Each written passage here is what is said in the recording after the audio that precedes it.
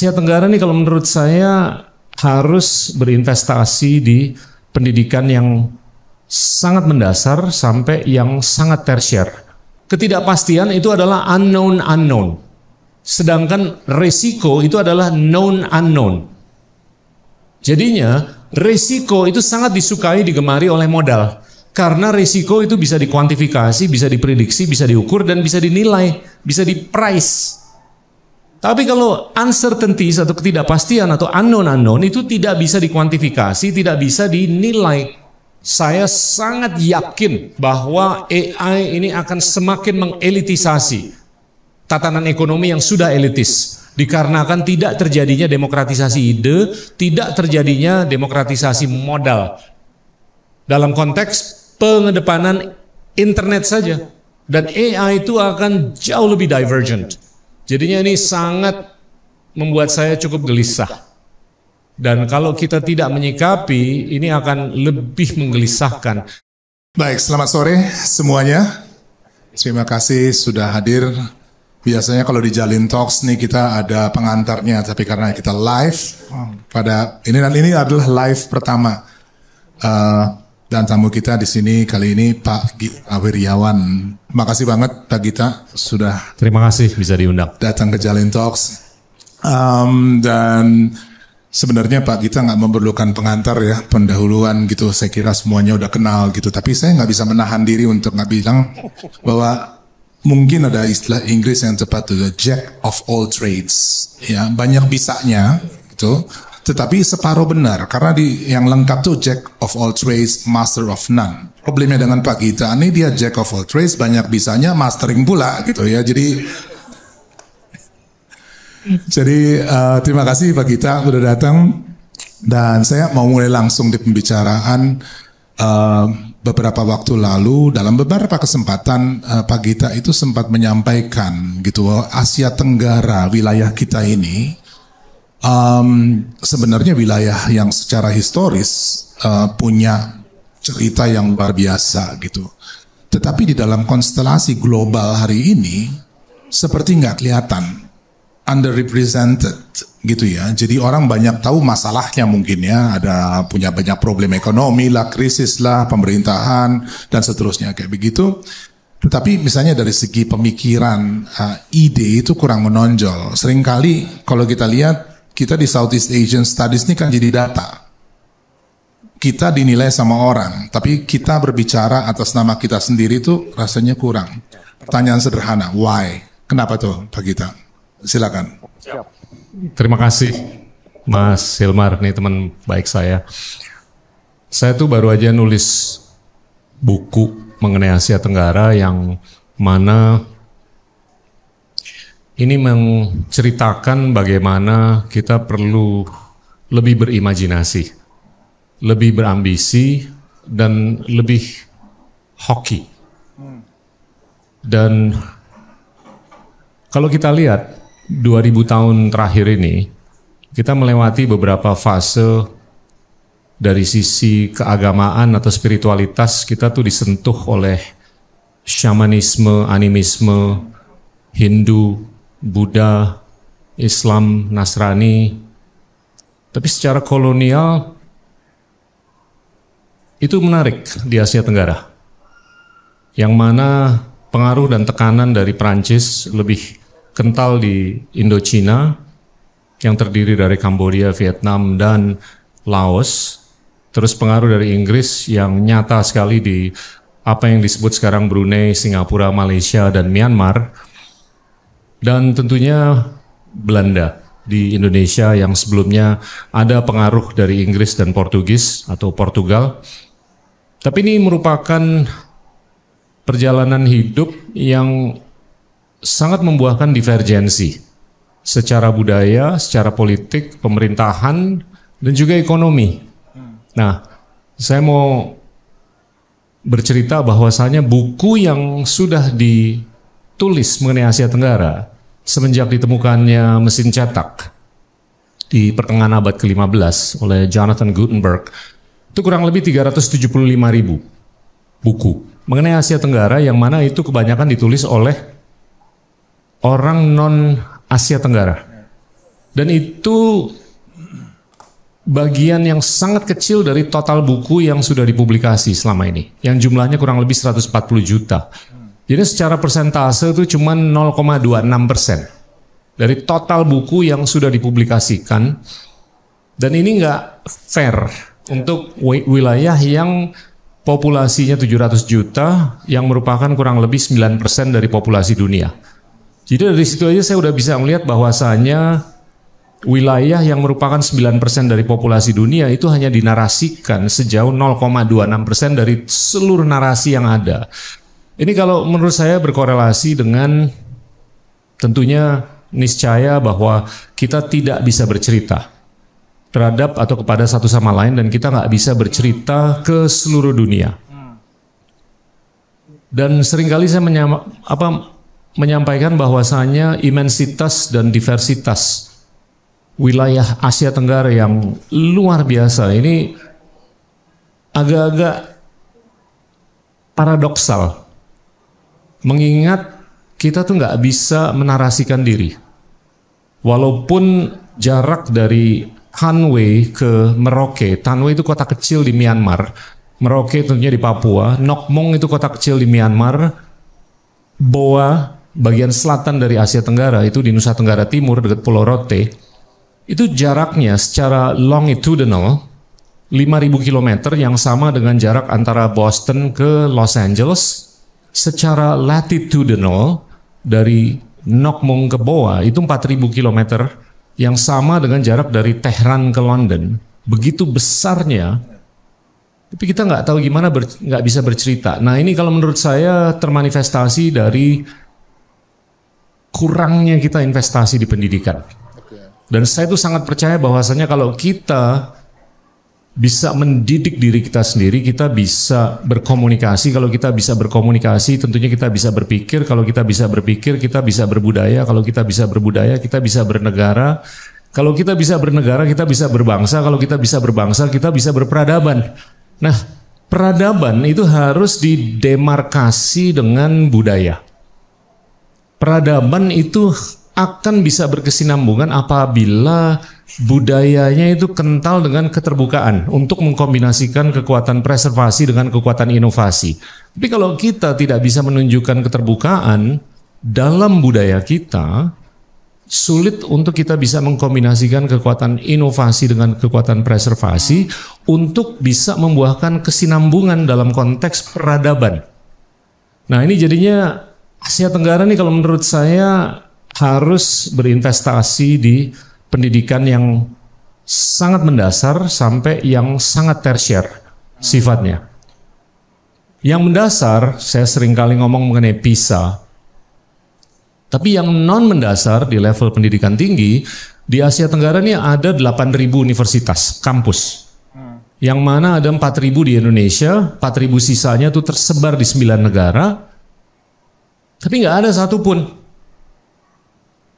yang nyata bisa membuahkan properti intelektual yang mendunia. Ada 2 kampus di Asia Tenggara dari 8.000 kampus yang di peringkat 20 teratas di dunia. Dan dua-duanya di Singapura. Nah, saya bandingkan dengan Tiongkok yang hanya memiliki 2.600 kampus. By the way, di Asia Tenggara dengan 8.000 kampus, jumlah mahasiswanya 19 juta, di Tiongkok kampusnya hanya 2.600 tapi jumlah mahasiswanya 39 juta, tapi mereka nyata bisa membuahkan produk-produk pendidikan yang sangat bisa memproyeksikan properti intelektual yang bisa dikonsumsi dan bisa didengar dengan cara yang berkenan. Nah ini kalau menurut saya ya mau nggak mau kita harus investasi di pendidikan, dan cara kita berinvestasi di pendidikan itu mohon maaf, harus di guru. Guru ada 3 juta di Indonesia yang ngajar dari TK sampai SMA. Tapi saya nggak yakin guru-guru tersebut bisa membuahkan 3 atribut tadi, yaitu 1, imajinasi, 2, ambisi, yang ketiga keberuntungan atau serendipity. Apabila mereka hanya digaji 2,8 juta per bulan. Di Malaysia gajinya 30 juta ke atas, di Singapura 40 sampai 60 juta, di Tiongkok 30 sampai 50 juta. ya sulit untuk kita bisa menarik talenta untuk bisa membuahkan imajinasi dan ambisi. Guru tuh kalau menurut saya penting untuk bisa mempengaruhi seorang murid untuk lebih bisa berambisi dan berimajinasi. Tanpa itu, ya sulit untuk dia bisa memperoleh hoki. Karena hoki itu adalah fenomena atau episode yang menurut saya berkorelasi dengan praktek. Semakin kita melakukan praktek, semakin hoki kita. Bukan kebetulan. Bukan hanya kebetulan dengan doa aja kita diem ngelamun kita bakal hoki. Itu kayaknya agak sulit. Ya, mungkin metafor yang saya gunakan adalah dalam olahraga. Kalau kita sering latihan berolahraga, kayaknya semakin hoki kita. Kayak main golf, kita latihan di bunker 1000 kali aja dari bunker. Itu kayaknya hoki kita akan meningkat untuk kita bisa mendekati lobang dengan bola. Yaitu practice, I think brings about more serendipity atau keberuntungan. Dan konsistensi juga ya. Siap. Nah, tadi pendidikan ini isu yang menarik sekali gitu ya. Ya kita tahu investment resources dan segala macamnya rendah. Tapi ada yang saya kira juga mendasar ya. Pendidikan jenis apa? Ya, kalau misalnya sekarang ini kita bicara pendidikan secara umum, mulai dari tingkat elementer sampai ke tersier. Sementara kita tahu Indonesia misalnya sebagai contoh Asia Tenggara ya, negeri dengan puluhan ekosistem yang sangat bervariasi dengan kebutuhan pengetahuan yang juga berbeda-beda ya. Misalnya sekarang kenyataan kita punya terlalu sedikit ahli rawa, ahli tentang gunung berapi. Ya, Jepang gunung berapi punya 2 scholars gitu. Kita bisa dihitung sama jari, gunung api meletus terus kita nggak pernah tahu mesti ngapain gitu ya. Jadi mungkin mau mendalami sedikit soal pendidikan ini, jenis pendidikannya ini, apakah kita ngikut aja yang universal, ya, atau sebetulnya ada yang partikular, dan kalau iya, kan pasti investasinya beda juga ya, jenis investasi yang diperlukan untuk itu. Kalau saya sangat berkepentingan untuk melihat Asia Tenggara itu bisa merangkak di rantai nilai, value chain. Sangat berkepentingan untuk merangkak di tatanan geopolitik, geopolitical global order. Sangat berkepentingan untuk lebih bisa melebarkan otonomi strategis kita. Dengan skala 700 juta manusia di Asia Tenggara, PDB 4 triliun dolar, 700 juta itu nomor 3 di dunia setelah India dan Tiongkok. 4 triliun dolar itu nomor 6 di dunia setelah Amerika, Tiongkok, Uni Eropa, Jerman, Jepang. Kita 4 triliun dolar, itu nomor 6 di dunia. Jadi nggak mungkin kalau kita dengan skala seperti itu kita hanya kayak begini-begini aja. Kita harus relevan. Relevansinya tuh kalau menurut saya termanifestasi dalam upaya dan kenyataan kita untuk bisa naik di value chain, untuk naik di geopolitical global order, dan bisa meng-expand upon our strategic autonomy. Nah itu gimana caranya? Banyak mata pelajaran, tapi kalau saya disuruh pilih, saya pilih 2. Yang pertama STEM. Karena STEM itu satu-satunya cara untuk bisa meningkatkan produktivitas. Orang harus bisa berhitung. Kalau orang berhitung, dia itu akan lebih bisa memproduksi produk dengan kecepatan yang lebih tinggi. Ini nggak hanya dengan doa saja. Doa penting, tapi STEM itu kalau menurut saya juga penting, dikombinasikan dengan doa. Yang kedua adalah filsafat. Filsafat itu kalau menurut saya penting untuk bagaimana kita bisa menginvestigasi ulang apapun yang dianggap selama ini benar. Itu yang sering kali saya sebut presupposition, presumption atau aksiom. Nah, semakin kita bisa menginvestigasi ulang apapun yang udah diomongin oleh apakah itu orang tua kita, kakak kita, teman kita, atau saudara kita, itu semakin kita bisa melakukan critical thinking. Nah, STEM di Indonesia itu produksinya cuma 250.000 per tahun. Jadi kita hanya bisa memproduksi 250.000 produk STEM setiap tahun. Di Asia Tenggara 750.000. Di India 2,5 juta. Di Tiongkok 4,5 juta. Coba kita kalkulasi. Kalian hampir setiap orang di sini menggunakan produk yang dibuat oleh Tiongkok. Apakah itu baju, celana, HP, apapun lah, ya kan? Dan itu kalau menurut saya sangat berkorelasi dengan investasi Tiongkok untuk membuahkan produk STEM dengan skala yang luar biasa, yaitu 4,5 juta setiap tahun. Kita hanya 250.000. Seringkali kita mendengar narasi mengenai bonus demografi. Nah, let's do a thought experiment. Bonus demografi itu bisa didefinisikan dengan kelompok yang usianya di bawah 39 tahun, 29 tahun, tapi saya sangat lebih konservatif. Saya menggunakan pendekatan usia di bawah 15 tahun. Anak-anak Indonesia di bawah 15 tahun itu kurang lebih 24% dari populasi. 24% dari 280 juta itu kurang lebih 70 juta, 68 juta lah, tapi saya round up aja ke 70 juta. Kita hanya bisa produksi 250 ribu. Kalau kita mau mengedukasi masing-masing dari bonus demografi menjadi produk STEM, itu memerlukan 300 tahun. Saya ulangi, 70 juta dibagi 250 ribu, itu kurang lebih 200 sampai 250 tahun. Nah, terus saya lihat lagi, di Asia Tenggara, negara yang paling bisa mengkonversi mahasiswanya untuk belajar STEM itu adalah Malaysia. Malaysia 40%, Singapura 36%, Indonesia 20 sekian persen, 22 atau 23%. Ini nggak mungkin. Kalau kita menggunakan pendekatan Malaysia 40% aja, kolamnya ada 70 juta, yang di bawah 15 tahun, dikalikan 40%, 28 juta, dibagi 250 ribu produk STEM setiap tahun, itu aja tetap 110 tahun. Sedangkan kita mendengar banyak sekali narasi atau retorika untuk membuahkan keemasan di tahun 2045, hanya 20 tahun dari hari ini. Ini dua hal yang sangat tidak bisa direkonsiliasi. Jadinya kalau menurut saya, satu-satunya cara adalah untuk meningkatkan denominatornya. 250 juta kalau menurut saya itu terlalu dikit.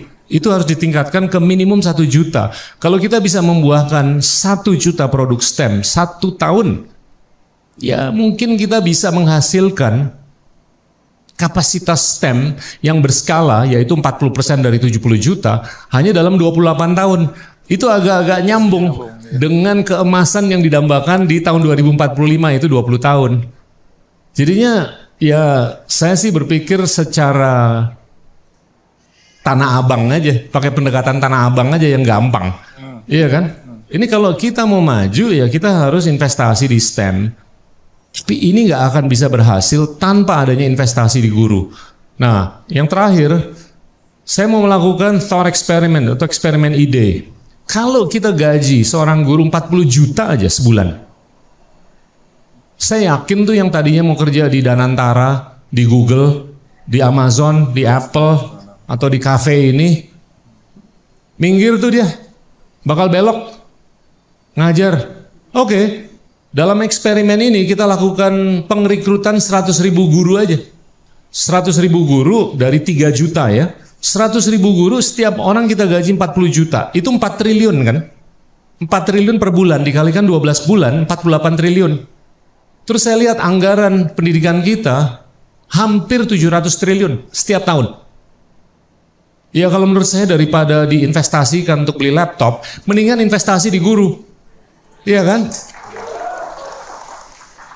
Guru itu kalau menurut saya sangat berperan terhadap saya, at least. Saya nggak tahu ke kalian ya, saya nggak lupa. Saya sering cerita bagaimana guru kelas 3 SD saya, guru kelas 1 SMP saya, guru kelas 2 SMA saya.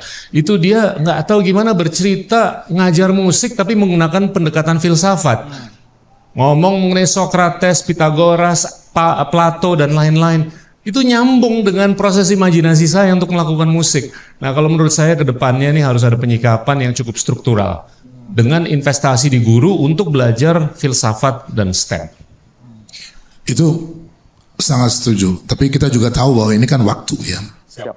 Nah sementara tantangan global, kita kan nggak bekerja di dalam situasi diam kan. Global challenger, Pak Gita jauh lebih tahu dari saya. Perang tarif dan seterusnya.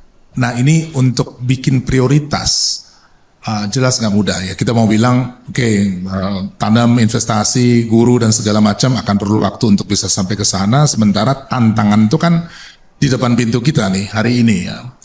So mengimbangi itu ya. Jadi kan bicara tentang desain pendidikannya juga mau nggak mau kita mesti mikir merespons keadaan cepat sambil mikir jangka panjang sekaligus. Ini repot bener jadi menteri pendidikan ini. Tapi your thought on this? Saya tuh nggak terlalu khawatir dengan perubahan geopolitik. Kalau menurut saya kekuatan yang besar ke depan yang sangat akan berpengaruh terhadap dunia, termasuk kita di Asia Tenggara, itu adalah Tiongkok dan Barat. Dan saya beranggapan bahwasanya Tiongkok dan Barat itu akan merupakan keniscayaan selama 100 tahun ke depan untuk kehidupan sehari-hari kita. Dan dengan meningkatnya unilateralisme oleh Amerika Serikat, mereka mengeluarkan diri dari Eropa untuk lebih mengkontain atau memojokkan Tiongkok. Ini yang seringkali disebut shock and chaos. Dengan dentuman pukulan mereka ke tanah, itu semut-semutnya akan keluar dan kelihatan kan. Dan itu akan lebih teridentifikasi siapa yang menjadi teman, siapa yang menjadi musuh, dan siapa yang bisa berayun. Saya sangat percaya bahwasanya Indonesia ataupun Asia Tenggara itu sangat bisa berayun. Bisa swing. Kita nih swinger. Kita tuh bukan Korea Utara, bukan Venezuela, bukan Iran. Kita juga bukan Jepang, bukan Kanada, bukan Meksiko, bukan Korea Selatan. Bukan Eropa Barat. Kita sangat bisa berayun ke Tiongkok dan ke Barat. Berayun ke Tiongkok, kalau menurut saya ini akan semakin lama dalam konteks pengalokasian modal teknologi. Technological capital.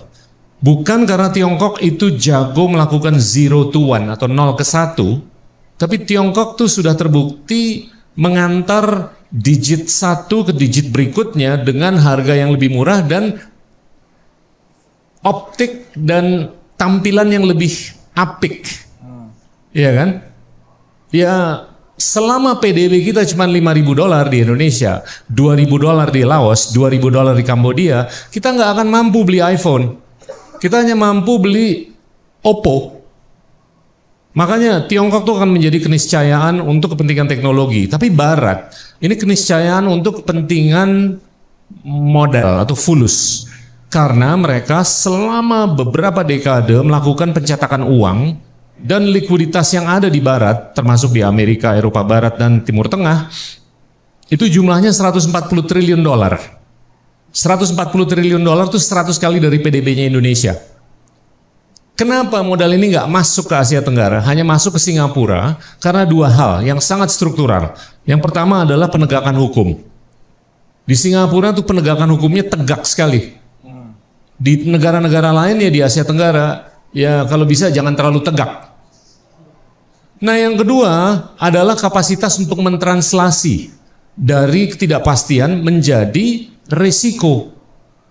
Ketidakpastian itu adalah unknown. Sedangkan risiko itu adalah known unknown.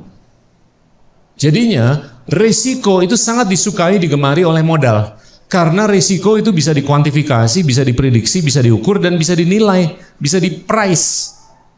Tapi kalau uncertainties atau ketidakpastian atau unknown itu tidak bisa dikuantifikasi, tidak bisa dinilai. Contoh nyatanya kalau Mas Hilmar bawa duit, mau investasi untuk bangun pabrik di satu titik di tanah air, orang di situ kebetulan dia bisa bilang, Mas, sampean kalau mau bangun pabrik di sini, probability bahwasanya akan terjadi blackout atau mati lampu selama 2,5 bulan dalam 1 tahun, itu kurang lebih 68,5% probabilitasnya. Kalau itu kejadian, omsetnya turun 12%. Bottom line-nya turun 17,5%. Nah itu bisa dihitung kan? Nah itu namanya known unknown, itu resiko. Terus kalau Mas Hilmar mengambil keputusan atau kesimpulan, wah ini kayaknya masih cuan nih gua. Ya udah, gua lempar nih modal. Terus dia bawa kopernya ke tempat yang lain di tanah air. Saya mau invest, saya mau bangun pabrik. Orang di situ hanya bilang, ya insya Allah nggak akan mati lampunya. Itu unknown. Nah, jadinya bagaimana kita lebih banyak di alternatif pertama. Itu kalau menurut saya harus dilakukan investasi pendidikan untuk STEM.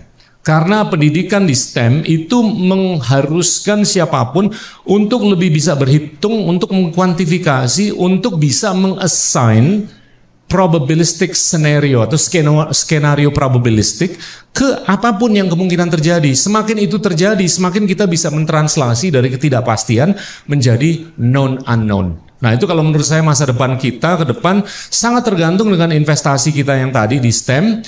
Dan kita nggak usah khawatir dengan gejolak-gejolak dari Tiongkok, Amerika, dan lain-lain. Karena mereka itu akan lebih butuh kita daripada kita butuh mereka. Itu ada pandangan yang cukup populer sekarang. Bilang dengan segala keributan yang terjadi di dunia ini sebenarnya kesempatan buat Asia Tenggara. You agree? Ini golden opportunity. Dan saya tuh yakin banget semakin kita bisa berbicara dengan cara atau pola yang lebih mengkuantifikasi resiko, itu fulus akan datang. Jadinya sebagai gambaran, fulus yang datang ke Asia Tenggara setiap tahun tuh 200 sampai 230 miliar dolar. Dari situ aja Singapura itu bisa mendatangkan 140 miliar. Indonesia hanya dapat 30 miliar dolar. Malaysia, Thailand, Filipina, dan Vietnam masing-masing hanya dapat 10 sampai 20 miliar dolar. Kenapa? Karena kita nih di luar Singapura nggak bisa ngomong seperti orang Singapura. Dan selama mereka lebih berpendidikan, dua universitasnya di peringkat 20 teratas, NUS sama NTU, selama mereka lebih bisa mentranslasi dari ketidakpastian menjadi resiko, ya mereka semakin ketawa aja. Dan kita ya akan terekspos dengan resiko yang cukup struktural ke depan. Tapi begitu ada infleksi yang mana ada 1, 2, 3, 4, 5 orang yang ngobrolnya atau ngomongnya agak beda, itu akan sangat kelihatan secara disproportionate. Volume, skala, modal yang akan masuk secara teknologi dan secara ekonomi. Tapi juga ditopang dengan penegakan hukum. Itu kalau menurut saya mutlak harus ada. Kalau itu nggak ada ya sulit. Kita akan terus terekspos dengan discount. Nah tadi ya, unknown terjadi terlalu banyak gitu ya. Karena nggak pernah tahu, nggak pernah bisa prediksi. Nah kita, tapi melihat itu ya, ada kesempatan begitu besar, dunia sedang berubah. Apa organisasi atau mekanisme yang efektif untuk mendukung agenda ini? ASEAN atau saya nggak tahu ya di mungkin business community atau di bidang lain? Ya kita realis ya. Saya realis yang menyadari bahwasanya di Global South atau negara-negara berkembang di dunia itu kurang lebih 84% dari total perekonomian dunia. Ini telah terjadi dan akan terus terjadi neurosis politik atau psikosis politik. Jadi kalau kita berharap bahwasanya pemerintahan atau politik lokal itu bisa mengembangkan pikiran-pikiran yang baru yang sangat generationally disruptive secara positif, ya agak sulit. Nah, di buku saya yang saya baru tulis, saya berargumentasi untuk dilakukannya revisi terhadap Charter ASEAN. ASEAN itu punya klausul yang bulat menyatakan prinsip subsidiarity, the principle of subsidiarity. Itu adalah prinsip untuk tidak dilakukannya atau tidak boleh dilakukannya interference atau intervensi. Itu penting sekali, karena kita sangat berdasarkan konsensus building. Tapi saya berargumentasi bahwasanya klausul tersebut harus diamandemenkan, harus direvisi untuk kepentingan pendidikan. Hanya untuk kepentingan pendidikan, bukan untuk kepentingan ekonomi, bukan untuk kepentingan budaya, sosial, ataupun politik. Di Asia Tenggara udah ada sistem pendidikan yang luar biasa, yaitu di Singapura. Ya kenapa nggak dijiplak aja? Di Laos, di Myanmar, di Kambodia, di Brunei, di Thailand, di Malaysia, di Indonesia, di tempat-tempat lainnya. Dan kita bisa tentukan mungkin timeline yang berbeda. Untuk Laos mungkin perlu 15 tahun, untuk Indonesia 9 tahun, untuk Thailand mungkin 7 tahun atau gimana. Nah itu kalau menurut saya akan mereduksi divergensi pendidikan. Dan ini nyata bahwasanya divergensi pendidikan di ASEAN atau di Asia Tenggara ini termanifestasi dalam divergensi ekonomi. Dan paling gampang kalau kita mau ngomong mengenai divergensi ekonomi di ASEAN, lihat aja perdagangan intra, perdagangan satu sama lain di ASEAN itu hanya 23% dari PDB total. PDB kita 4 triliun dolar, kita hanya bisa dagang satu sama lain sejauh 23%. Sedangkan di EU, di Eropa, mereka bisa dagang 65% satu sama lain. Artinya apa? Mereka sangat berkomunikasi satu sama lain. Kita mungkin sering jabat tangan ASEAN kayak begini, tapi kita nggak berkomunikasi. Justru kita berkompetisi satu sama lain. Si Anu nanam kelapa sawit, aku juga nanam kelapa sawit. Si Anu bikin, ya udahlah, saya nggak usah lanjut lah. Nah ini mestinya kita harus membangun semangat dan substansi untuk melakukan hal-hal yang sifatnya itu complementary. Komplementaritasnya tuh harus tinggi. Kalau dia bikin mobil, saya bikin motor. Kalau dia bikin sekrup, saya bikin ininya. Iya kan? Nah itu pemikiran-pemikiran gitu tuh hanya bisa terjadi kalau kita menurunkan ego dan kita lebih berkomunikasi dan berkolaborasi. Dan kita juga harus mendidik diri. Ego itu teramplifikasi semakin kita nggak berpendidikan. Mohon maaf. Saya agak counterintuitive. Banyak yang berargumentasi bahwasanya ego itu lebih nyentrik, lebih kental dalam konteks orang yang lebih berpendidikan. Saya agak kontra dengan itu. Semakin orang tidak berpendidikan, semakin dia gampang tersentuh oleh ego. Nah itu nyata. Kita mengalami the 3.5 centuries of humiliation. Tiongkok mengalami the century of humiliation. Itu karena kalau menurut saya ego aja. Dan ego itu amplifikasi dengan kurangnya pendidikan atau investasi di pendidikan dan begitu gampangnya kita diadu dombakan. Tapi semakin kita bisa meningkatkan kognisi, semakin kita bisa bernalar, semakin kita bisa mereduksi ego. Itu kalau menurut saya arah kita ke depan.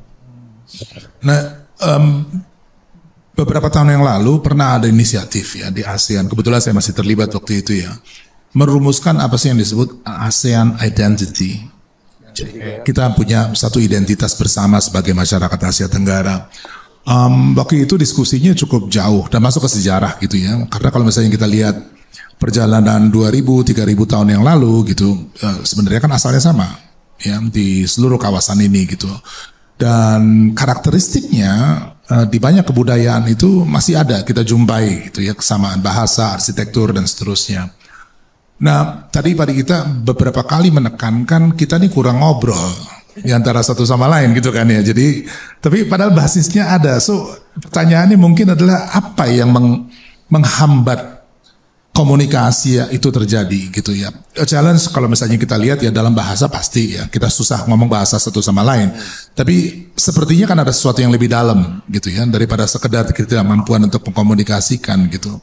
Nah, ini apa secara apalagi kalau bicara tentang peradaban ke depan ya, ini kan berarti salah satu hambatan ya untuk menuju ke sana gitu.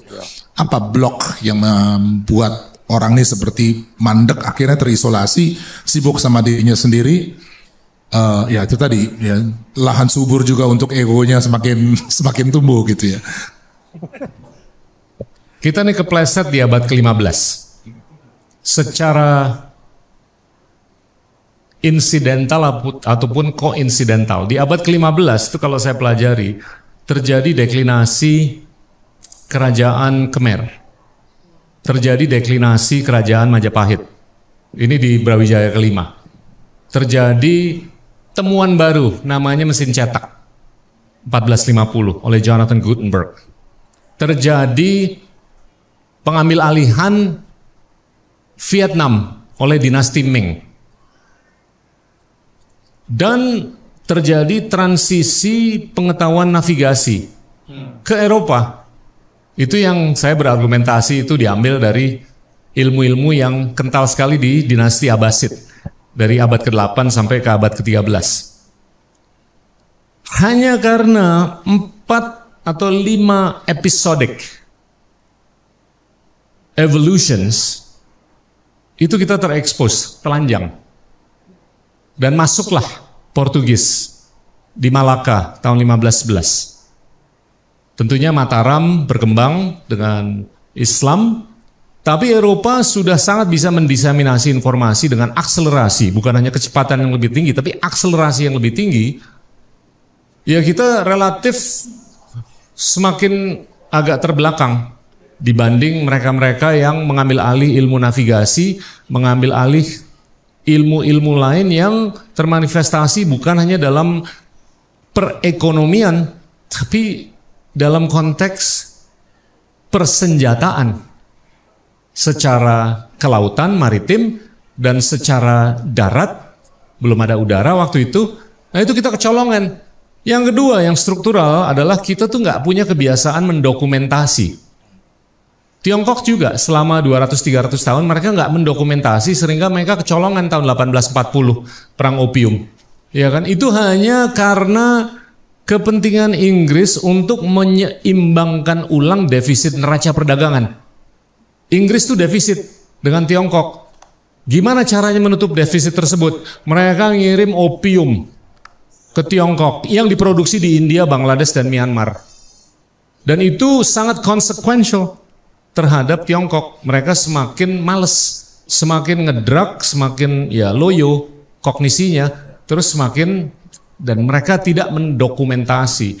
Jadinya kalau menurut saya peradaban kita nih atau budaya kita nih agak disayangkan karena dua hal. Yang pertama tadi sifatnya insidental atau koinsidental, yang kedua adalah yang sangat struktural yang semestinya kita sendiri bisa sikapi, yaitu kebiasaan untuk mendokumentasi. Paling gampang kalau kita ke dukun atau ke tukang pijat gitu ya, dia lagi mijet kita, waduh Pak, Bapak nih kayaknya livernya nih Pak, atau Bapak ada gula nih Pak. Lu bisa ngomong gitu gimana? Ya karena nenek moyang saya ngomongnya begitu. Padahal dia nggak baca tulisan, iya kan? Itu kan turun temurun ilmu lewat dongeng, iya kan?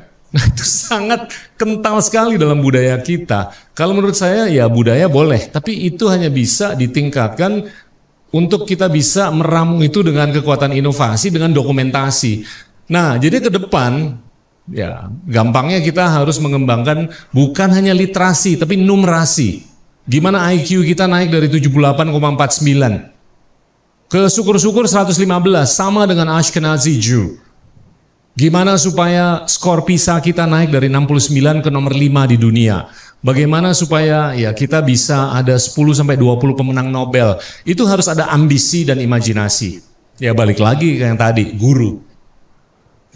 Ya. Guru itu yang paling struktural.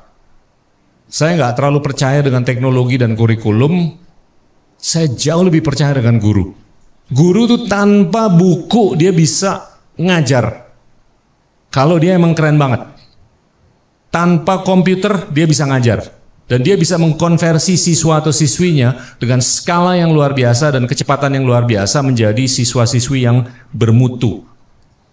Kombinasi saya tahu gimana, saya mungkin salah tapi itu intuisi saya dan analisa saya.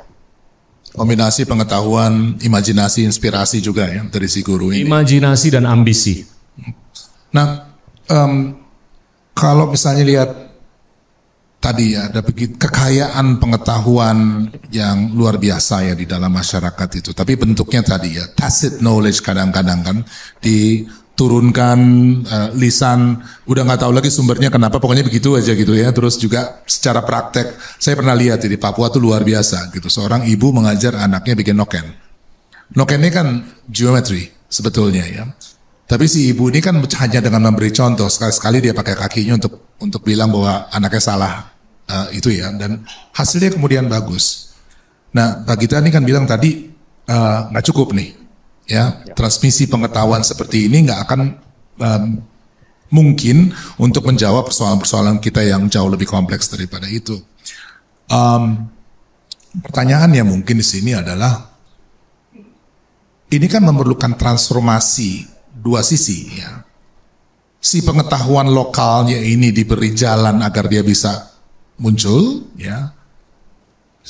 Si institusi modern ini juga harus mampu menyerap yang bermacam-macam lokal ini gitu ya. Kayak ada dua jalan sekaligus gitu ya. Pertanyaannya di mana itu pernah terjadi dalam kenyataan? Kan kita mau membayangkan ya gitu sesuatu yang real terjadi ya. I don't know. Apakah Tiongkok melakukan itu? Dan mereka punya traditional Chinese medicine, pada saat bersamaan kan punya modern medicine, dan kayaknya kompak-kompak aja tuh ya di dalam holistik jadinya kayak gitu. Tapi berdasarkan pengalaman Pak Gita, ini balik ke tadi semangat bahwasanya peradaban manapun yang bisa menunjukkan keterbukaan untuk mengkombinasikan inovasi dengan preservasi itu dia akan maju. Tiongkok itu nyata dia mengkapitalisir legacy dan warisan kebijaksanaan atau wisdom Tapi mereka juga menunjukkan kepekaan dan keterbukaan terhadap kebijaksanaan yang baru, yang datang dari manapun. Apakah itu dari India, dari Timur Tengah, dari Asia Tenggara, Barat, dan lain-lainnya. Ini nyata. Ya, yang menemukan electric vehicle itu bukan Tiongkok, tapi mereka sekarang kelihatannya superior dibanding produsen EV dari tempat manapun di dunia. Bukan hanya lebih keren, tapi mereka dengan skala yang disproportionately jauh lebih besar. Nah, saya mau mengkuis teman-teman. Ada yang tahu nggak jumlah detak jantung manusia semenjak kelahiran sampai kematian itu berapa? Ini hanya mau ngetes saja, kalian tuh ngikutin apa enggak nih? Saya kira tadi yang ditanya menit, kalau menit sudah jawab. Ada yang tahu nggak jumlah detak jantung dari kelahiran sampai kematian untuk tikus? Ada yang tahu nggak jumlah detak jantung dari kelahiran ke kematian untuk ikan paus? Manusia, tikus, dan ikan paus. Nggak ada? Ini dapat iPhone 16 nih kalau bisa. Wah, ini udah nyontek nih, udah dengerin YouTube saya. 1,5 miliar. Tiga-tiganya jawabannya. Tapi ukurannya dan life expectancy-nya beda. Kenapa? Simple, karena metabolisasi. Jadinya the degree of metabolism di masing-masing itu yang menentukan kenapa dia hidupnya cuma berapa bulan, bisa lebih dari 100 tahun, atau 80 tahun. Kenapa ukurannya bisa sekecil ini, bisa segede saya, atau bisa lebih gede daripada saya. Itu semuanya karena metabolisme. Jadinya kita tuh sangat harus memperhatikan bagaimana kita tuh memetabolisasi apapun yang kita rasakan di sekitar kita, apapun yang kita baca, apapun yang kita dengar dan segalanya. Jadi metabolisme itu sangat menentukan kemajuan peradaban ataupun budaya. Nah, kalau kita jalan dari Sabang sampai Merauke, 88% dari rumah tangga itu dikepalai oleh orang yang tidak berpendidikan S1. Bayangin, 88% dari kepala rumah tangga di Indonesia dari Sabang sampai Merauke itu nggak punya pendidikan S1. 93% dari elektorat yang nyoblos di daerah sama pusat itu nggak punya pendidikan S1. Jadi kalau kalian komplain mengenai politikus, ya saya tekankan di sini, politikus yang dipilih itu nggak datang dari planet Mars, datang dari diri kita sendiri. Jadi lu jangan komplain. Caranya untuk menyongsong kualitas kepemimpinan yang lebih berkenan adalah untuk menurunkan 88% ke 0, 93% ke 0. Semakin kita bisa melakukan itu, semakin kita bisa menjaga keindahan demarkasi antara sentralisasi dengan desentralisasi. Dalam konteks apapun.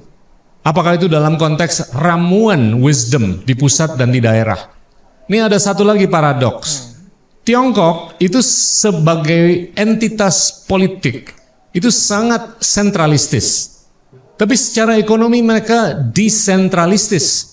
Sedangkan banyak demokrasi di dunia secara politik itu desentralistis, tapi secara ekonomi sangat sentralistis.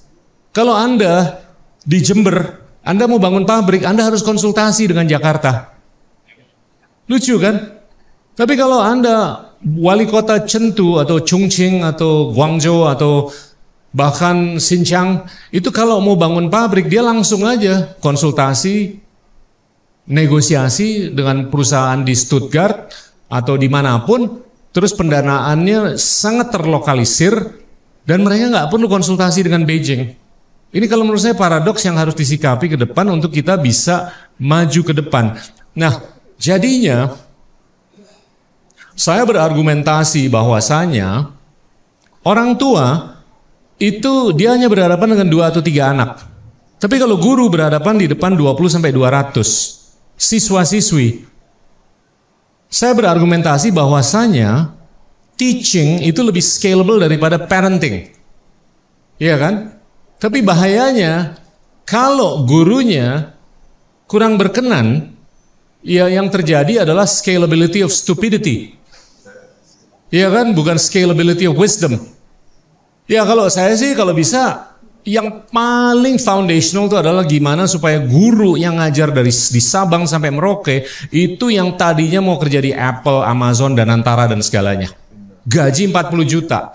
Dan saya punya keyakinan, ini mungkin dalam batas hipotesa, lebih dari spekulasi, kalau kita sukses melakukan ide eksperimen dengan 100 ribu, dengan pembiayaan kurang lebih 50 triliun per tahun, itu sangat bisa dikorelasikan dengan peningkatan kecerdasan, peningkatan kesejahteraan di zip code manapun, wilayah manapun di level kota, kabupaten, atau provinsi. Dan kalau itu berhasil bisa dibuktikan, kita bisa ekspansi sampelnya atau sampelnya dari 100 ribu ke 500 ribu dan nanti ujung-ujungnya mencapai 3 juta. Dan itu kalau menurut saya akan nyambung dengan poinnya Mas Hilmar, bahwasanya di daerah itu kita akan lebih menyaksikan kapasitas untuk bisa meramu antara hal-hal yang sifatnya tadinya sentralistis dengan hal-hal yang tadinya sifatnya desentralistis atau lokalisir. Pak Gita, kita geser sedikit nih soal kesenian. Pak Gita main musik, jazz, ada di belakang beberapa produksi film yang sekarang lagi bagus banget gitu. Dan tuh saya kebetulan baru pulang juga dari Beijing dan Shanghai ya. Bicara soal buku di sana, mereka kebetulan dari Beijing International Book Fair. Terus kita bicara tentang sastra gitu Indonesia. Mereka tahu Pramudia Anantatur, mereka tahu Eka Kurniawan, 1-2 pengarang lagi, but that's about it. Saya tanya kenapa, kita punya cerita ini luar biasa segala macam, dan mereka sederhana aja bilang mereka nggak tahu. So sebetulnya jadi boleh dibilang si raksasa yang namanya Asia Tenggara dengan 1 juta cerita itu seperti raksasa tidur gitu ya. Pak Gita dengan beberapa proyek dengan teman-teman Jumbo dan lain-lain ini berhasil nih sekarang mengangkat gitu ya. Artinya kan potensi kita nggak ada keraguan. Kemampuan teman-teman untuk bikin yang bagus-bagus juga kita nggak punya keraguan gitu. What is missing? Apa sih yang apa namanya tuh kurang ya dari semua ini sehingga kok tadi ya jalannya tuh terseret-seret. Kita misalnya sekarang dibandingkan dengan nggak usah Cina deh terlalu gede. Thailand aja dengan Indonesia gitu ya, itu kayak gapnya udah sangat jauh gitu. Asia Tenggara sebagai region dengan Korea gitu, Asia Asia combine, kita masih juga ada di bawahnya gitu. Kayak kan ada kayak sesuatu ya yang menghambat ini untuk bisa berkembang gitu. Berdasarkan pengalaman Pak Gita deh ngurusin ini, apa nih yang kurang, yang hilang ya di dalam sistem kita ini nih. Saya tuh setiap kali mimpin board meeting di Visinema. Visinema ini perusahaan produksi film. Saya cuma ngomong satu hal aja sampai berbusa. Pokoknya gua nggak mau kita tuh terjebak bikin film horor. Itu aja amanah saya. Gimana kita bisa membuktikan bahwa kita tuh bisa cuan, bisa sukses tanpa memproduksi film horor. Karena saya nggak ngelihat film horor tuh terlalu mendidik bangsa, ya kan? Admittedly, ya kita sempat dari puluhan film, lebih dari 30 film kita buat 1 atau 2 film horor. Itu hanya sebagai eksperimen aja. Tapi itu sangat mengkorroborasi hipotesa saya bahwa pembuatan film horor itu nggak nyambung dengan kepentingan kita untuk mendidik masyarakat luas. Dan alhamdulillah dengan Jumbo kita tuh hanya di narasi kekeluargaan atau keluarga, sejarah dan romans, ya kan? Nanti kita cerita tentang hari ini. Terus kalau sejarah ya Mencuri Raden Saleh, ini kita sebentar lagi akan produksi Perang Jawa mengenai Diponegoro. Ya, saya melihat Tiongkok itu nyata memproduksi numerasi dan literasi. Iya kan?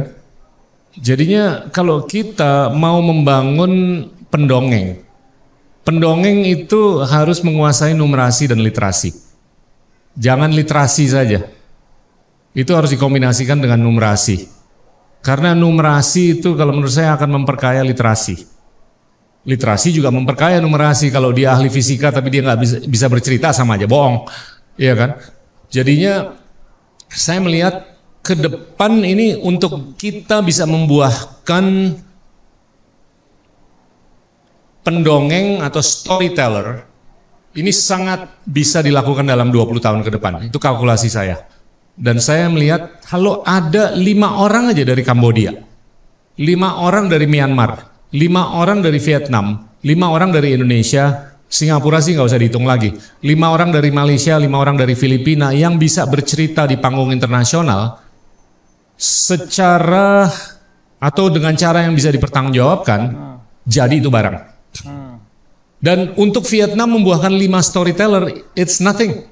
Itu tinggal dilatih aja. Ya banyak orang tuh nggak percaya, kok kayaknya saya tuh bisa bercerita gitu. Ya saya tuh latihan.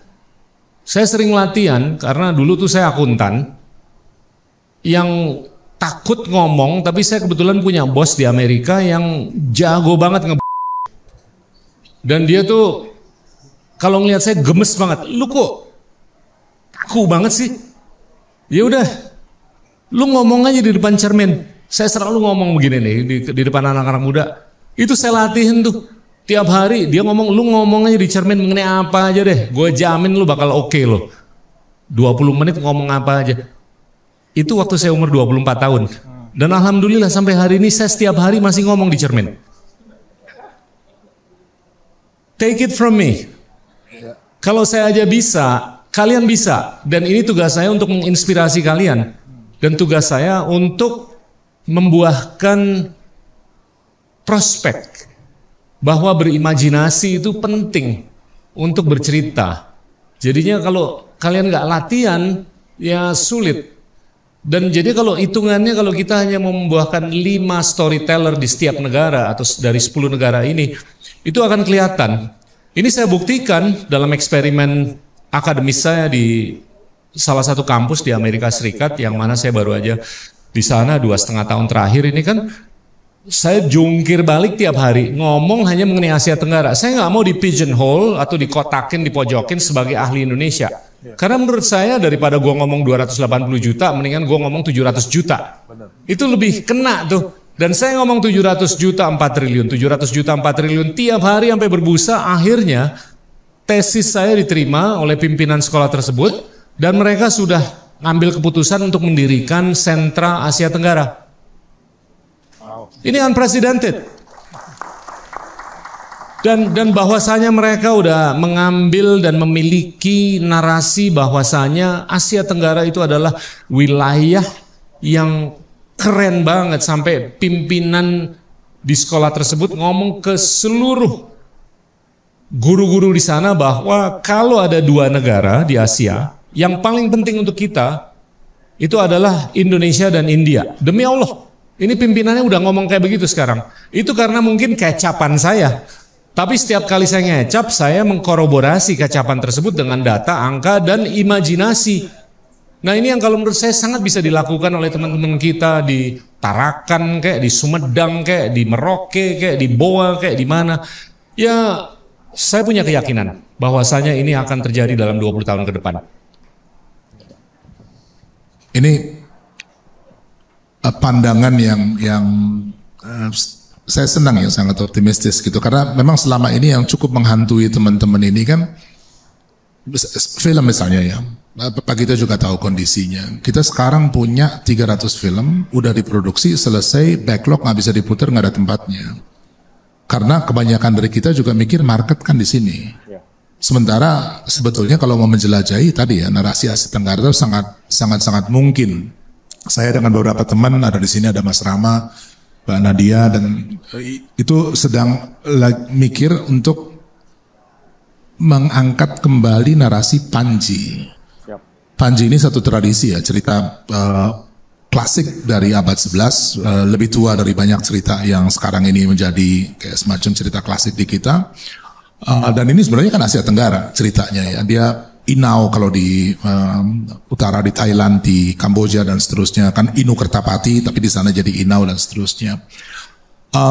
Dari historis kita lihat bahwa ikatannya itu kuat sekali gitu ya. Naskah-naskah itu muncul kurang lebih pada waktu yang bersamaan gitu ya. Ada banyak sekali versi Panji gitu ya di Asia Tenggara ini gitu. Tapi tadi kayaknya seiring abad 15-16 meredup itu. Kemudian abad 20 tetap ada tradisi Panji di sini, ada tradisi Panji di Thailand dan segala macam, tapi nggak nyambung. Nah, mungkin pertanyaannya tuh sekarang kita lagi mau coba nih gitu ya untuk reconnect. Ya, jadi bikin festival waktu masih di kementerian 2017, bikin berapa kali gitu. Tapi untuk membawa dia ke level tadi ya, cerita yang hari ini relevan dan kemudian menarik itu kayaknya tantangannya berat banget gitu ya. Untuk ada teman-teman di penerbit udah setuju ya gitu untuk menuju ke sana gitu. Tapi pertanyaannya mungkin lebih gudang cerita ini agar dia bisa kemudian betul-betul keluar potensinya. Di samping tadi ada 5 orang tadi ketemu gitu. Judul bukunya Pak Gida, what does it take? Itu untuk bisa sampai ke sana. Misalnya mungkin pertanyaan teman-teman kreatif. Banyak saya coba mewakili apa yang selama ini jadi pertanyaan di kita gitu. Ya, 100.000 guru. That's what it takes. Mulai dengan itu. By the way, waktu saya mulai Visinema 2013, saya ngalor ngidul aja mangga. Waktu itu okupasi film internasional di seluruh bioskop di Indonesia itu 70%. Lokal cuma 20-30%. Gemes banget. Dan saya tuh nggak lupa, saya ngomong sama enggak, gue nggak mau tahu. Pokoknya secepat mungkin ini kita harus puter narasinya. Yang mana film lokal harus 70%, asing 30%. Alhamdulillah, sekarang film lokal udah 70%. Jadinya ini perlu kesabaran. Dan ternyata dalam 12 tahun ini terjadi. Tentunya dengan kegigihan, grit, ya kan? Dengan imajinasi, dengan ambisi. Dan ambisi juga harus di backup dengan numerasi dan literasi. Jangan berambisi tapi nggak tahu numerasi sama literasi, ya itu sama aja bohong, iya kan? Nah ini kalau menurut saya apa sih sumbernya? Jujur waktu saya nulis buku ini selama 8 bulan, by the way ngomong tuh lebih gampang daripada nulis. Saya bisa buktikan, karena saya jungkir balik selama 7-8 bulan waktu nulis ini. Tapi selama 7-8 bulan itu saya melakukan research. Dan informasi, data point, bahan yang saya tuangkan dalam buku ini banyak yang saya nggak tahu. Tapi kalau mau nyari bahan untuk storyteller ke depan, bukan hanya mengenai Panji aja, tapi kalau menurut saya ya saya tadinya nggak tahu bahwa kejadian, ya waktu saya ngomong sama Peter Carey, bahwasanya perjuangan Pangeran Diponegoro yang dimulai sebetulnya sebelum 1825 itu berkorelasi dengan kejadian-kejadian ekologi. Yaitu letupan Tambora di 1815 yang sangat berkorelasi dengan kekalahannya Napoleon di Waterloo. Karena ya hujan dan lain-lain dia salah kalkulasi dan berkorelasi dengan letupan Merapi di tahun 1822. Dan ini ya karena saya baca dan saya melakukan research. Terus saya juga menemukan bahwasanya 75.000 tahun yang lalu terjadi letupan yang sangat luar biasa dahsyat yaitu Toba. Dan saya spekulasi, belum hipotesa bahwasanya ini mungkin berkorelasi dengan terjadinya revolusi kognitif 70.000 tahun yang lalu. Kenapa? Karena populasi manusia itu turun dari sekian banyaknya ke mungkin 3.000 sampai 5.000 saja. Dan saya berargumentasi bahwasanya 3.000 sampai 5.000 manusia yang survive dikarenakan letupan Toba yang menghembuskan 2.800 kubik kilometer debu dan macam-macam yang mengelilingi dunia selama ribuan tahun, itu yang survive, pasti dia lebih licik, lebih cerdas, lebih cakap. Iya kan, dia tahu caranya manjat pohon, ngumpet di goa supaya dia nggak kena tsunami, nggak kena lava dan kena segalanya. Itu terjadilah evolusi dan revolusi kognitif. Tiba-tiba neuronnya lebih banyak, anaknya dia neuronnya lebih banyak. Saya memberanikan diri ngomong mengenai ini dengan Yuval, off camera of course. Dan saya kan sempat wawancara dia, bro, menurut lo gimana? Ini mungkin nggak? Dia nggak kedip. Ini sebetulnya hal yang bukan tidak mungkin. Jadinya teorinya dia mengenai revolusi kognitif, ini kemungkinan berkorelasi dengan kejadian di Indonesia 75.000 tahun yang lalu. Dan saya berpikir dan berimajinasi dan saya ngomong di kelas di kampus di Amerika bahwasanya Indonesia ini berperan untuk mengriset kognisi dunia. Tapi kok sayangnya kognisi kita sekarang di bawah kognisi dunia. Ya kan? Jadi ini the onus, tanggung jawabnya adalah di kita untuk memuliakan kognisi kita. Dan ini harus dikorelasikan dengan peran kita untuk merevolusikan kognisi dunia yang terjadi 70.000 tahun yang lalu. Berdasarkan apa yang terjadi 75.000 tahun yang lalu. Ini sebetulnya bahan yang simple tapi kaya. Dan saya yakin ada ribuan atau ratusan ribu atau jutaan bahan-bahan kayak begini yang bisa didongengkan oleh pendongeng Indonesia atau Asia Tenggara ke depan. Nambah PR-nya itu ya, untuk ceritanya makin banyak gitu ya. Nggak kerasa kita udah 1 jam nih ngobrol. Pak Gita, pertanyaan terakhir. Kita hidup di dalam satu masa sekarang yang sangat menarik. Ada beberapa hal yang unprecedented gitu ya. Perkembangan teknologi kita nggak pernah lihat seperti sekarang. Kemudian transformasi sosial yang terkait dengan itu, belum lagi geopolitics and all that. Kita banyak bicara tadi ya bahwa kita perlu, saya nangkep sekali ya, kecerdasan bukan hanya literasi, numerasi, presisi. Kita pernah diskusi panjang mengenai itu dan bagaimana peran dari guru itu menjadi sangat sentral gitu. Pada akhirnya semuanya bicara tentang pembangunan manusia gitu ya. Cuman tadi seperti yang saya sempat bilang gitu ya, bahwa kita hidup dalam satu masa yang sangat tidak menentu ya. Dan gak sedikit orang kesulitan untuk menavigasi ya. Ini mesti gimana sih gitu ya. Arahnya bukan hanya arah perorangan ya, tetapi juga arah kolektifnya gitu ya. Saya tahu nggak ada rumus, nggak ada cetak biru ya. We all don't know gitu apa yang akan terjadi gitu. Tapi berdasarkan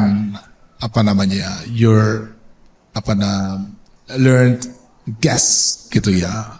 Apa sih gitu ya yang sekarang ini agar kita di dalam posisi yang bisa menuju ke arah yang kita inginkan tadi gitu ya. Walaupun tersebar di banyak dan begitu banyak masalah gitu, tapi apa sih gitu key issues yang harus kita pegang gitu ya untuk bisa menavigasi jalan ke depan dengan baik. Kalau dari sisi teknologi dulu ya, saya tuh agak gelisah dengan yang sering kali saya sampaikan bahwasanya kapasitas internet untuk mendiseminasi, mendemokratisasi informasi ini nggak diekori dengan demokratisasi ide, nggak diekori dengan demokratisasi modal, dan ini empiris termanifestasi dalam peningkatan rasio koefisien Gini, kesenjangan pendapatan, kesenjangan kekayaan, kesenjangan peluang, dan sentripetalisme. Jadi sentripetalisme itu adalah kenyataan bahwa pertumbuhan ekonomi di kota primer itu lebih cepat dengan akselerasi yang lebih tinggi dibanding pertumbuhan ekonomi di kota sekunder, apalagi di kota-kota kecil. Dan kita udah beralih ke era kecerdasan artifisial. Yang kalau menurut saya ini hanya dimiliki oleh institusi-institusi dan negara tertentu saja. Saya mau quiz lagi nih. Ada yang tahu nggak penggunaan energi kalau kita menggunakan DeepSeek, Grok, Gemini, Llama, atau ChatGPT itu berapa?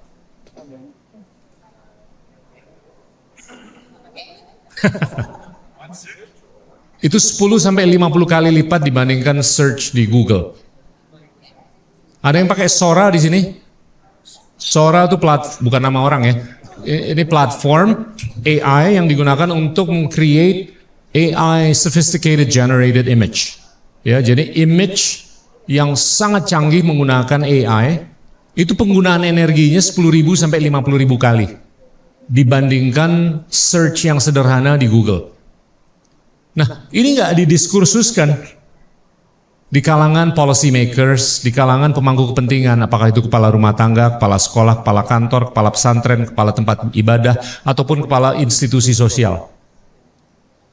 Saya berargumentasi bahwasanya pengedepanan AI ini ujung-ujungnya akan tersendat atau terbatas oleh sejauh mana kita bisa membuahkan daya atau daya energi. Daya energi di Indonesia itu hanya sejauh dalam konteks elektrifikasi 1.300 kilowatt hour. Singapura 10.000, Brunei 10.000, Amerika 10.000 kilowatt hour per capita. Nah, saya berhitung untuk supaya bangsa menjadi bangsa yang modern itu minimum harus 6.000 kilowatt. Jadi di luar Brunei sama Singapura untuk Asia Tenggara meningkatkan elektrifikasinya per orang untuk menjadi bangsa yang modern di level 6.000 saja itu yang harus dibangun adalah 1 terawatt, 1 juta megawatt. Tahu modal yang dibutuhkan berapa? 2-3 triliun dolar. Mission impossible. Karena kita hanya bisa mendatangkan 230 miliar dolar, mayoritas ke Singapura, yang lainnya kecil dan alokasi untuk pengedepanan daya itu kecil sekali. Udah gitu di dalam negerinya kita ada keterbatasan moneter, ada keterbatasan fiskal. Tax ratio atau rasio pendapatan pajak terhadap PDB Indonesia cuma 10%. Negara-negara lain antara 10-16%. Jauh di bawah rasio pendapatan pajak terhadap PDB di OECD yang 33%. Jadinya mau nggak mau kita harus mendatangkan fulus dari luar yang namanya FDI. Kita nggak mau ngutang. Dan dengan keterbatasan mendatangkan modal dari luar, nggak mungkin kita meningkatkan daya ke 6.000 in your lifetime. Saya hitung kita hanya bisa bangun di Indonesia 3.000 sampai 5.000 megawatt per tahun. Mau tahu berapa tahun dibutuhkan untuk mencapai 6.000 kilowatt? Kalau kita hanya membangun 3.000 megawatt, 121 tahun. Kalau kita membangun 5.000-an, 60 tahun. Itu realisme yang harus disuntik dalam percakapan sehari-hari. Jadinya jangan beranggapan bahwa AI secara teknologi itu udah di depan mata. Ujung-ujungnya siapa yang bisa memberdayakan AI itu adalah segelintir orang atau institusi atau nation states atau negara yang punya kapasitas ekonomi. Tapi mayoritas di dunia itu nggak punya kapasitas ekonomi. What does it take? Balik lagi ya, ini sampai berbusa saya ngomong. Guru dan penegakan hukum dan translasi. Dengan itu kita bisa mendatangkan fulus yang banyak sekali di barat. Kalau ini bisa didatangkan, kita bisa mengakselerasi pembangunan daya dan kita bisa lebih memikirkan bagaimana supaya AI atau kecerdasan artifisial ini tidak mengelitisasi tatanan ekonomi yang sudah sangat elitis. Saya sangat yakin bahwa AI ini akan semakin mengelitisasi tatanan ekonomi yang sudah elitis. Dikarenakan tidak terjadinya demokratisasi ide, tidak terjadinya demokratisasi modal. Dalam konteks pengedepanan internet saja. Dan AI itu akan jauh lebih divergent. Jadinya ini sangat membuat saya cukup gelisah. Dan kalau kita tidak menyikapi, ini akan lebih menggelisahkan. Dan kenyataannya di seluruh dunia, termasuk di negara-negara bagian di Asia Tenggara, negara-negara berkembang di Asia Tenggara, ini telah terjadi apa yang seringkali saya sebut anachronistic regulatory numb oversight. Apa tuh artinya bahasa canggih kan? Intinya regulator itu numb. Jadi nggak nyambung dengan siapa yang harus diregulasi. Dikarenakan perbedaan generasi atau perbedaan demografik. Yang mengregulasi, yang mengkerangkakan regulasi itu umurnya 60-an ke atas. Tapi yang diregulasi umurnya 15-30 tahun. Seringkali kita ngelihat di negara maju, yang nanya aja di Senat, dia nggak ngerti apa yang harus ditanya. Nah ini nyata. Jadi kita jangan terlalu membuka kimono kita atau piyama kita terlalu cepat tanpa adanya kebijaksanaan dalam pemahaman mengenai dampak atau implikasi teknologi atau inovasi teknologi terhadap masyarakat luas. Pak Gita, ini sebenarnya jadi buka satu isu baru. Soal teknologi yang saya yakin banyak dari kita tertarik untuk membicarakannya gitu ya. Tapi kita simpan untuk percakapan berikut. Ya ini mudah-mudahan sekali ya kita mampir ke Jalin Talks. Terima kasih sekali sudah hadir. Mudah-mudahan saya cukup yakin bahwa apa yang disampaikan Pak Gita sore ini membuat Sabtu sore kita lebih bermakna. Gitu. Jadi terima kasih sekali lagi Pak Gita sudah datang. Terima kasih sudah datang. Ini saya nulis buku, tadinya tuh saya mau kerjasama dengan University Press. Tapi saya memutuskan untuk tidak. Karena mereka tuh maunya buku ini dijual mahal. Oh. Ya 30-40 dolaran. Mana ada yang mampu di Indonesia kan? Ya saya pikir ya udahlah kita publikasi sendiri aja. Dan saya bilang saya hanya mau jualan 8-9 dolar aja. Thank you. Jadi sekalian, itulah diskusi antara Pak Hilman Farid dan Pak Gita Yuliawan. Semoga berkenan. Saat registrasi kemarin yang teman-teman semua pasti sudah tahu, kami memberikan kesempatan untuk menyampaikan sejumlah pertanyaan untuk Pak Hilman dan Pak Gita yang akan saya sampaikan hari ini. Adapun satu pertanyaan yang kami... Oh, ada pertanyaan, sorry. Main nutup-nutup aja. Yang sendiri yang pegangan. Pertanyaannya adalah, apa makna kebudayaan yang hidup dalam konteks dekolonisasi hari ini? Dan bagaimana mengatasi problem ketimpangan akses politik dan ekonomi untuk mewujudkan kebudayaan yang hidup tersebut? Saya kembalikan ke Pak Hilman dan Pak Gita. Pak Gita dulu. Saya mungkin agak sedikit kontroversial. Kolonisme atau kolonialisme atau kolonialisasi itu sangat berkorelasi dengan tidak terjadinya demokratisasi kognisi. Jadi semakin kognisi tidak terdemokratisasi, semakin kerentanan itu meningkat. Dan semakin kita akan terjebak dengan kekuatan eksternalitas yang sangat bisa mengkolonialisasi kita. Apakah itu secara kognitif saja, atau secara militer, secara ekonomi, sosial, budaya, dan secara fisik. Dan semakin kita bisa mendemokratisasi kognisi, semakin kita bisa menunjukkan kekebalan terhadap kekuatan kolonial. Juga ya. Kalau saya lihat isu besar ya, setuju soal tadi ya, soal pemikiran kognisi dan seterusnya. Tapi ada sesuatu yang lebih dalam juga, yang kita sebut subjektivitas. Bagaimana diri kita melihat diri, ya. Dan itu kolonialisme dampaknya besar sekali. Mengapa? Karena kolonialisme ini di Asia Tenggara khususnya kalau kita perhatikan berkelindang dengan feodalisme. Ya. Dia hanya bisa hidup karena ada struktur yang sudah menindas lebih dulu. Jadi di atas itu, on top of that, gitu, mereka bikin satu struktur dan lahirlah subjek-subjek yang dua kali mengalami penindasan. Dan untuk keluar dari cangkang itu, saya kira ketika kita Indonesia merdeka itu, merdeka secara politik, tapi secara kultural itu masih punya banyak sekali PR sampai hari ini sebetulnya. Dan untuk keluar, nggak ada jalan mudah, setuju dengan 100.000 guru tadi, kita perlu ya betul-betul mengasah kognisi itu, tapi pada saat bersamaan juga menyadari gitu ya, bahwa kita ini mewarisi satu sejarah yang cukup panjang, masuknya kadang-kadang juga tidak dalam alam pikir, tapi dalam alam rasa. Dan ini memerlukan treatment lebih dari 100.000 guru yang inspiratif, dan kebudayaan kesenian saya kira akan berperan sangat-sangat penting di dalam proses. Terima kasih atas jawabannya Pak Hilman dan Pak Gita. Selain pertanyaan yang sudah kami pilih secara sebelumnya tadi, kami juga memberikan kesempatan untuk satu orang penanya dari hadirin sekalian. Banyak sih, jadi nggak enak. Dua kasihan. Dia datang dari jauh soalnya. Satu cowok, satu cewek deh. Iya. Biar cengli.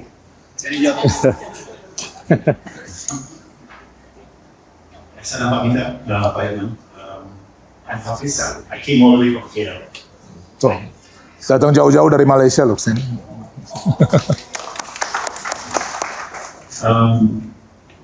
I think I'm going to write on the question that you say, what does it take? So, the context of what does it take for Southeast Asia to rise? I think on one of your podcast programs, Jake Klein brought up this concept of one seed. Yeah. Right? So when it comes to one seed, it means that South Asia has to act as a team. That means the 11 countries has to build a block, right? To take up the challenges of the world, right? So what do you think are the common enablers? I mean, we have a challenge of language, cultural diversity. And so please share with us from both of you, Sure. what are the common enablers that will enable this, what it takes to move forward. Siap. Mau dijawab bahasa Inggris atau bahasa Indonesia? Bahasa Indonesia aja ya. Oke.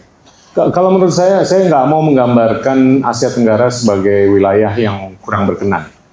Tapi yang sangat berkenan adalah unsur kedamaian, unsur stabilitas. Dan saya secara empiris memberikan argumen bahwasanya Asia Tenggara selama 2000 tahun terakhir ini lebih damai, lebih stabil dibandingkan wilayah-wilayah manapun. Angka kematian di Asia Tenggara berdasarkan perbedaan pandangan ataupun opini yang nyambung dengan apakah itu etnisitas, ras, agama, kedaulatan, itu nggak lebih dari 9 juta. Sedangkan di Eropa itu 180 juta. Dan yang nyata antara Perang Dunia Pertama dan Kedua dalam tempo atau durasi 35 tahun, itu angka kematiannya di atas 100 juta. Belum lagi Perang Medieval, belum lagi periode atau era Napoleon, dan zaman Bizantin dari 476 sampai 1453, itu angka kematian itu jutaan. Dan itu kalau menurut saya menunjukkan bahwasanya Asia Tenggara itu memiliki kekayaan atau benang merah yang sangat kental dengan peace and stability. Itu commonality-nya, kalau menurut saya. Tapi, untuk memperkaya wilayah kita, ya saya balik lagi, untuk kita lebih berani merevisi prinsip non-interference di ASEAN. Ini perlu keberanian. Dan saya melihat ini secara pragmatis saja, bahwasanya ini memerlukan kepemimpinan Indonesia. Kalau kepemimpinan atau pemimpin di Indonesia memberanikan diri untuk mengadvokasikan ide seperti itu dan ditopang oleh Singapura, karena mau nggak mau kita harus menjiplak best practice pendidikan yang sudah terjadi di Singapura. Saya bukan mau mendewakan Singapura di sini, mereka dosanya juga banyak, tapi best practice-nya cukup banyak, khususnya dalam konteks pendidikan. Dengan dua negara ini untuk mempelopori ke depan untuk kepentingan lebih terbaginya pendidikan ke seluruh wilayah atau bagian dari wilayah Asia Tenggara, ini akan bisa memperkaya kewilayahan kita, ditopang dengan kedamaian dan stabilitas yang tadi. Ya. Saya mungkin punya pandangan yang agak secara radikal mengubah cara pandang. Ya. Saya setuju sekali tadi menyebut laut, ya, itu sebagai satu penghubung yang sangat penting. Problem itu di zaman kolonialisme ini, orang kemudian didesak untuk mundur ke darat. Ya, di Indonesia kita menghadapi sejak abad 16-17 ketika VOC masuk, kita tiba-tiba membalik, ya, yang tadinya sangat berorientasi keluar menjadi sangat berorientasi ke dalam.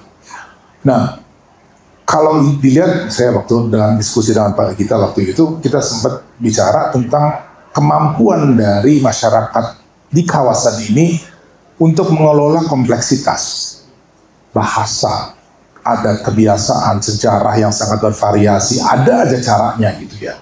Dan kita kan jago nyelip-nyelip ya, itu untuk cari tempat sesuai gitu. Yang akhirnya memang membuat kita kadang-kadang, udah deh jangan intervensi satu sama lain gitu ya, tetapi hidupnya damai. Nah, mungkin tantangan terbesar sekarang ini, bagaimana warisan itu, sejarah itu kemudian bisa betul-betul menjadi modal. Dan itu memang memerlukan pergeseran cara pandang ya. Tadi ya, misalnya sekarang ini Singapura berhadapan dengan siapa?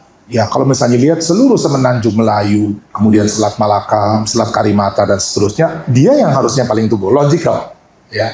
Kalau kita menggunakan perspektif itu. Orang Pontianak kan kalau liburan langsung ke Singapura, dia nggak lewat Jakarta lagi, ngapain? Ya. Tetapi ini nggak terjadi. Gitu. Sekarang orang cenderung masih berpusat di ibu kotanya masing-masing, melalui ibu kotanya dia kemudian berkomunikasi. Gitu. Di masa mendatang, bayangan dan harapan saya, gitu, harusnya coastal community dia udah nyambung aja zaman dulu. Dulu orang Tuban tuh pergi ke Manila, ya 400 tahun yang lalu. Sekarang nggak kebayang. Dari Tuban mesti naik kereta dulu, gitu ya, ke Jakarta dulu, nanti ke sana dan segala macam gitu. Perjalanannya jaraknya terlalu jauh. Sementara kalau misalnya kita mengganti perspektif, jarak-jarak bukan hanya geografis, tapi jarak sosial, kultural dan segala macam bisa diperpendek. Dan ya nggak tahu ya, dengan tadi ya injeksi pengetahuan, kognisi berkembang dan segala macam, bisa dibayangkan daerah ini akan berkembang seperti apa gitu ya. Itu mungkin tidak menjawab, tapi pikirannya ya untuk menanggapi pertanyaan itu. Habis? Begitulah sesi Talks Live. Dia udah pindah aja sih. Mohon maaf, tapi kami memang sudah tidak ada slot waktu untuk pertanyaan lain. Tapi saya harap sih kita semua akan ada waktu dan kesempatan lain untuk kembali berdiskusi bersama, dipertemukan kembali. Akhir kata, saya ingin menyampaikan terima kasih kepada semua hadirin dan teman-teman yang telah datang. Setelah ini kami akan ada satu sesi terakhir, yaitu menjalin Jakarta Live, placemaking dan tentunya komunitas kreatif. Jadi bagi teman-teman yang masih ingin berdiskusi, ingin bertukar gagasan, bertukar pikiran, kami sangat terbuka dan kami sangat menghargai jika teman-teman masih stay di sini. Untuk sekarang saya ucapkan terima kasih banyak untuk semua yang sudah hadir. Thank you. Terima kasih semuanya. Thanks so much.